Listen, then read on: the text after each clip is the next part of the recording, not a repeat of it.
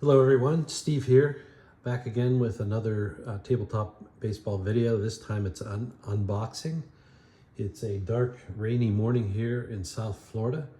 So what better to do than to open up a baseball game. So I hope you'll bear with me. I'm actually going to go through a few slides at the beginning here. Feel free to skip ahead if you want.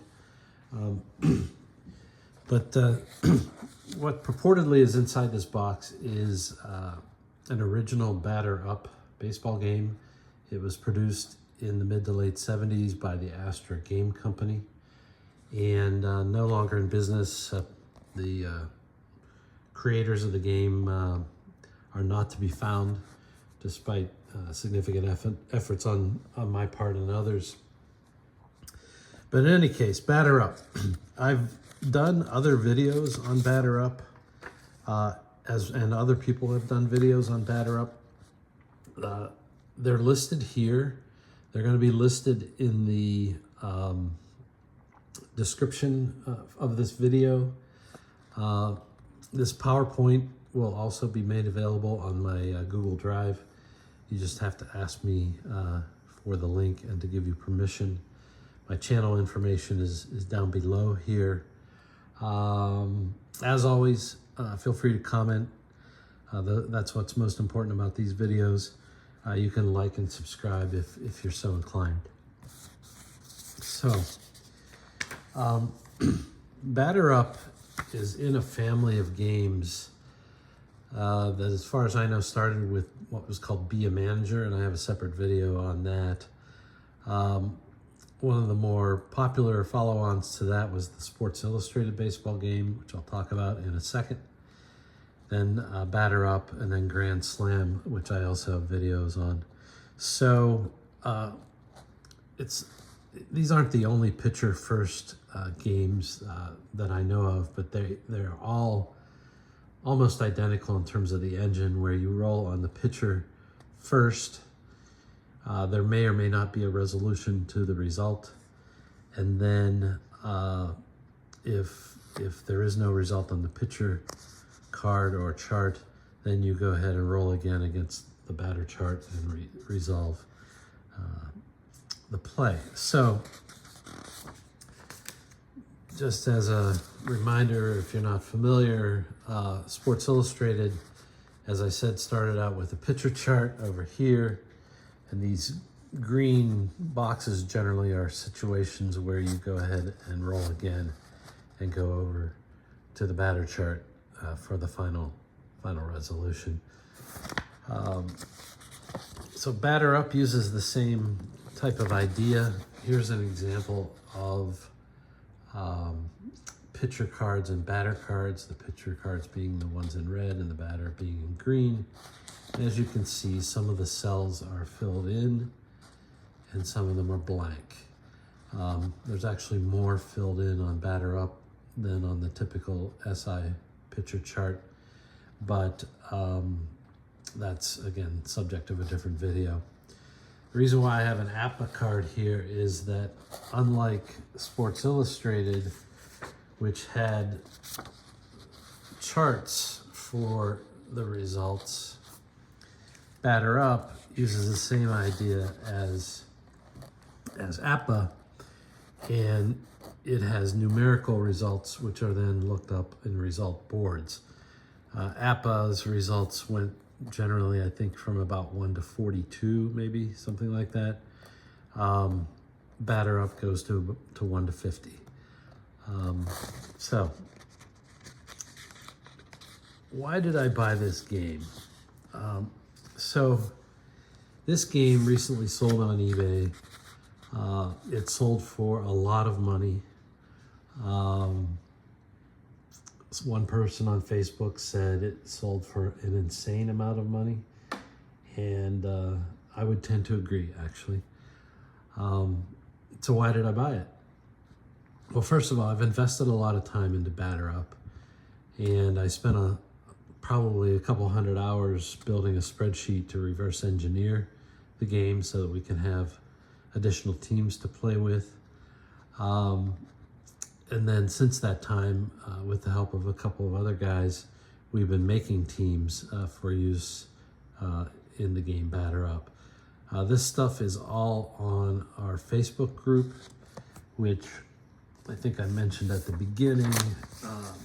But if you Google or search on Astra Batter Up, you should be able to find this Facebook group. Secondly, I'm a collector. I collect several things. My wife is a collector. She actually encouraged me to buy this game. I think if you're a collector, you get it. And if you're not a collector, you don't get it. This, again, wasn't my primary motivation in buying this game. In fact, these are listed somewhat in reverse order. What really intrigued me here is this is the first time that I've seen the 1975 season cards, so I'm looking forward to what we're going to see here inside this box. And maybe most important, I'm kind of motivated to keep this game intact, and I have another friend in the hobby, and he and I are of the same mind that, you know, we would rather this game be purchased and kept intact and preserved for the future rather than being split up and parsed up and the cards sold separately and so on. Now, as an example, this is a long ball card that I bought, and I've done a lot of other videos about the vintage long ball game. But, you know, someone had bought one of the games from the early 70s, and they were parsing out individual cards. And Willie Sarge was one of my favorite players, so I went ahead and bought the individual card. There's nothing wrong with doing that. But again, I would much prefer to see these games held together and kept intact if possible, mainly for a preservation reason. So with all that disclaimer, we're going to go ahead and open up this box. It was sent priority mail, but got hung up for a couple days from the local distribution center. The seller had indicated that it would need a signature when it arrived because it was so expensive. So, of course, didn't arrive until 5 o'clock yesterday, so I had to stay around the house and be prepared to sign, but I knew it was coming, so I did sign it. So here we go. I'm gonna open this box. Got some newspaper packing.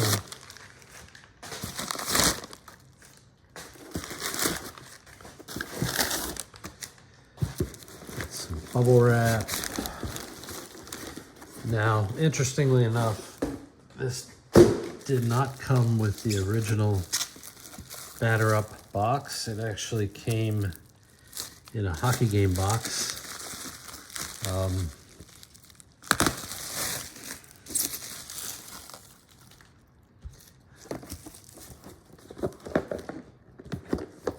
Statispro hockey game box. If somebody wants this box, you're gonna have to let me know. Beautiful box, actually. So here we go. Here's the Batter Up baseball game. Now these games are pretty much intact. Looks like we have some rubber bands, which people don't like. They're largely disintegrated. So without further ado, there's a special situation booklet, which are some tables for stealing bases, sacrifices, squeeze plays, and so on. These are pretty straightforward. I'm not sure which particular year of the game this goes with, but nice small booklet there. There's another special situation booklet. This game was published for 3 straight years in 1976, 77, and 78, I believe. And the cards are for 1975, season, 76 season, and 77 season. So we have multiple versions of this special situation booklet. It's hard to know which is which. Oh, here we go. There's copyright dates, so maybe it didn't change, but this would have been the first copyright, 1976, because that's when the game first came out. So we have 3 of these. Not sure I need 3, but I have 3. They had rosters that came with these. This is the roster for the 1976 edition based on 1975 statistics. So I would not have ever seen this before.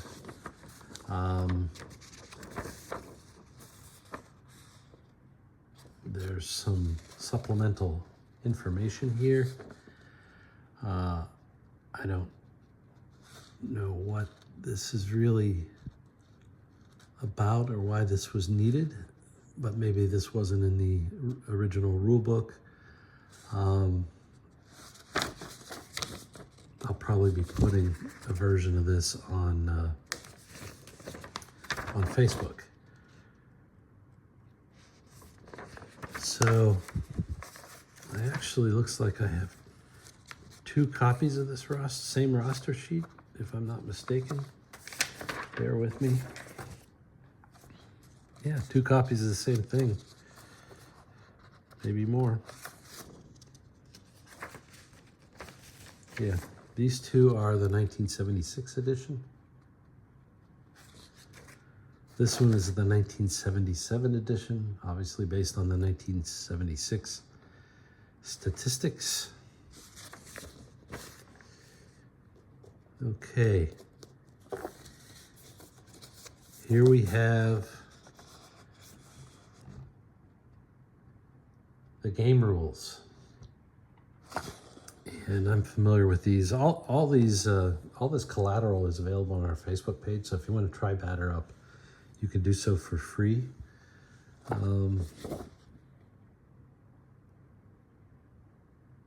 Yeah, they had ballpark effects, not within the scope of this video, but they did have ballpark effects. So I think generally we're trying to affect home runs. Here's another set of rules, it would appear, but it's not as many pages, so I'm not sure what's going on here. It's possible that the original game had some more basic rules than the later versions. So here's something that I knew existed. I found out recently, but in addition to the teams that they made for 76 through, or 75 season through 77 season, they also made the 1955 Dodgers and the 1961 Yankees. And these are on pretty decent card stock, and they are not perforated, and they are uncut. So from a collector standpoint, these are really pretty nice. I'll probably be doing a scan of these for our Facebook group to make them available. Although, interestingly enough, we already have our own version of the 1961 Yankees in the Facebook group. So that's pretty cool. So getting back to the apba analogy, there were result boards. So here you happen to see the runner on second and runner on third boards. The results were generally consistent. For a given number, the results were generally consistent from board to board, but not entirely. I will say, though, that unlike apba, the hits were pretty consistent from board to board. So 1 through 4 was always a home run. 5, 6, and 7 are always doubles. 8 and 9s are triples. And then 10 through 16 or 17 are generally singles, or at least through maybe 16 or 15. Yeah, so there are 8 different situations. They're double-sided. So yeah, base is empty, which is the majority of times when a batter is up. 15, 16, and 17 will be singles. Other times they are not. Okay, I digress, sorry. I have not seen this before, but this looks like a summary of the contents.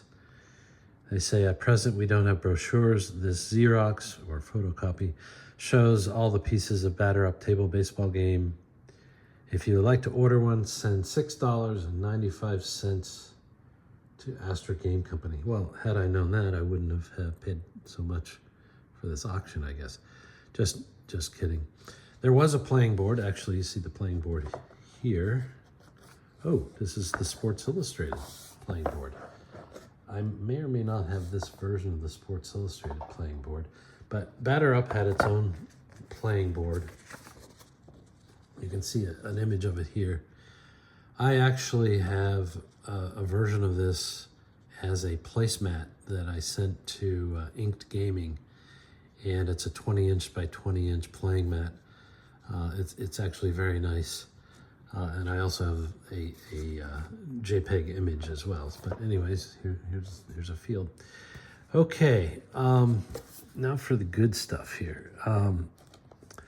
So Batter Up, like Sports Illustrated, had its own unique dice. And what I see here is a packet of dice and markers.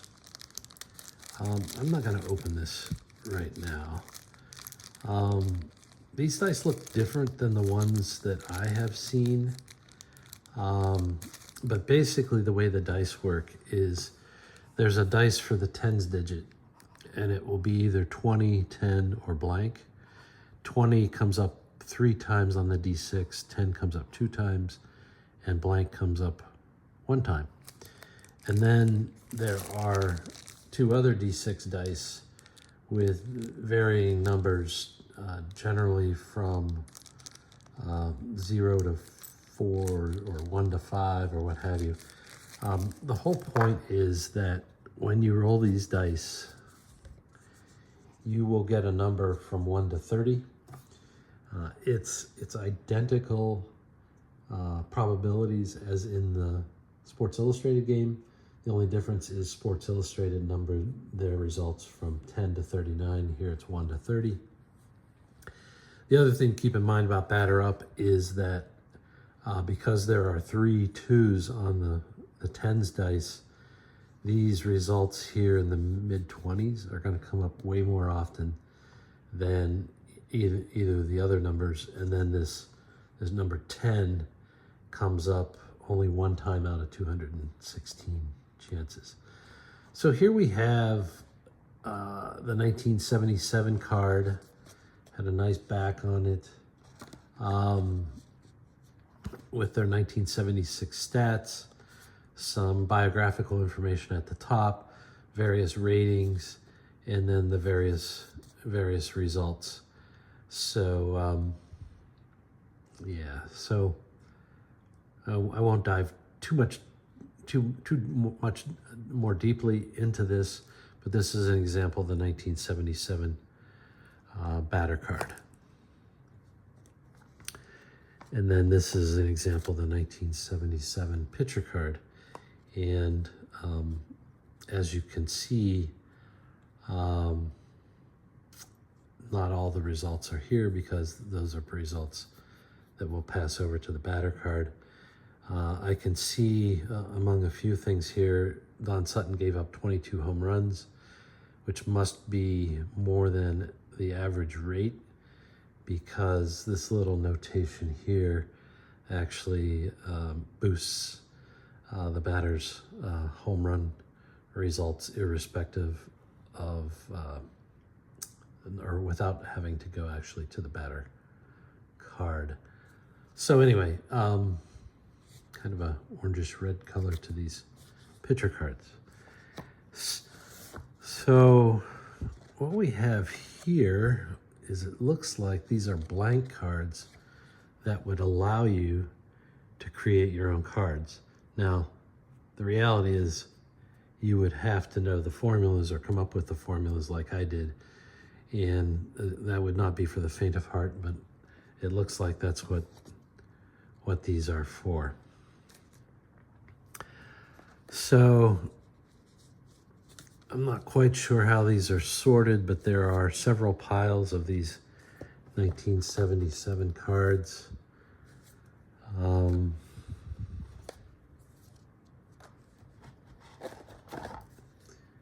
Won't belabor the point here. They're in nice shape, which is good. The person whose cards these belong to, he was a collector himself, and most of his games are in pristine condition. Here we have a little infamous rubber band residue, which is unfortunate. But yeah. So then let's go. This was the real find here. These were the original cards, apparently. And I'm just going to pick one up. They're much smaller than the later cards.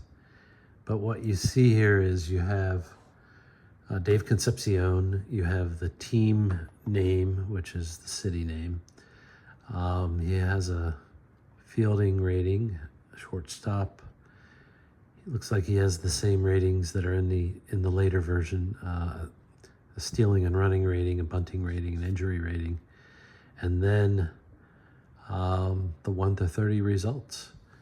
And no printing on the back. These are extremely small. I'm not sure what the best way to portray that is, but here you have a 1979 baseball card, and you can see it's a fraction of the size of a baseball card, as opposed to the 1977 versions of the cards, which were only a hair bigger than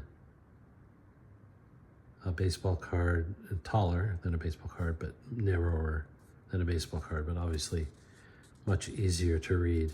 And the teams that we made ourselves, I think the cards are maybe a slightly bigger than this. So let's just take a further look here, see if we can find a pitcher card. Well, here's Tom House. Now here they didn't use the color coding, although this could be a batting card for Tom House, actually. Where I look at it, yeah, it's a batting card for Tom House. And the pitching cards are red. And this is J.R. Richard, Houston Astros. This code up here actually indicates he gives up home runs at a lower rate than average. I think that's a very important feature in a sim. You can see this result number 20 is a strikeout, and he has a fair number of them, including one right in the middle of the 20 series, which gives him a fair amount, but he also has a fair amount of walks, it looks like, with these 19s. I think 18 down here on number 10 is a hit batsman. 12 on number 20 is a single. 6 on number 9 is a double. 42 and 49, I think 42 is where you get a possible wild pitch, and 49 is where you get a possible passed ball. You'll usually have a small allocation to those on the cards. Unlike SI, every pitcher card essentially has hits on it, whereas it was an exception in the SI game. And then here you have an out result here on 21.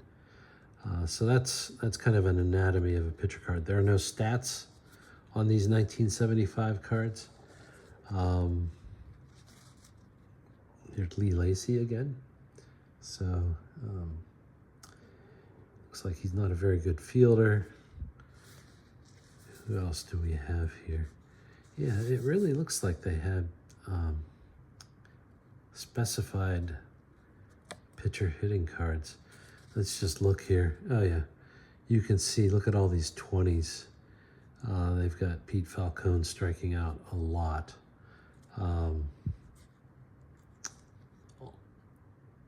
On his pitcher hitting card.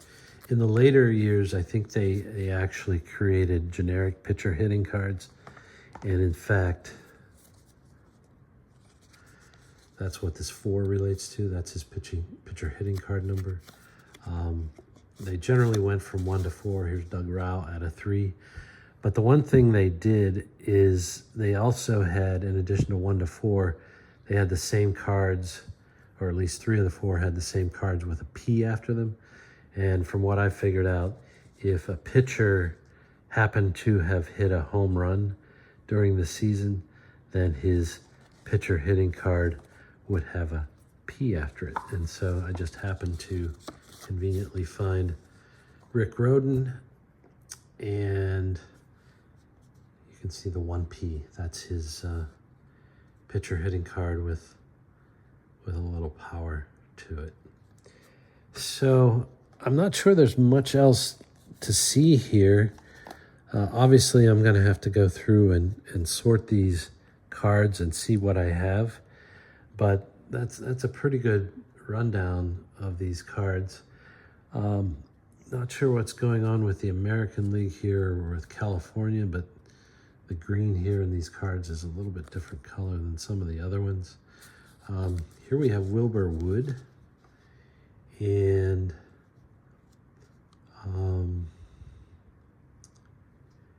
the reason why I was just looking at Wilbur Wood is presumably he would have a higher passed ball rating, and it looks like that might be the case, slightly higher, and a pretty high wild pitch rating here, given that he was a knuckleballer. So anyway, that's the game. You know, I think it's cool to have these 1975 cards. I've never ever seen them before, and to actually touch them is cool. And then to see the early versions of these dice is interesting as well. So without belaboring this much longer, thanks for checking this out. Take care.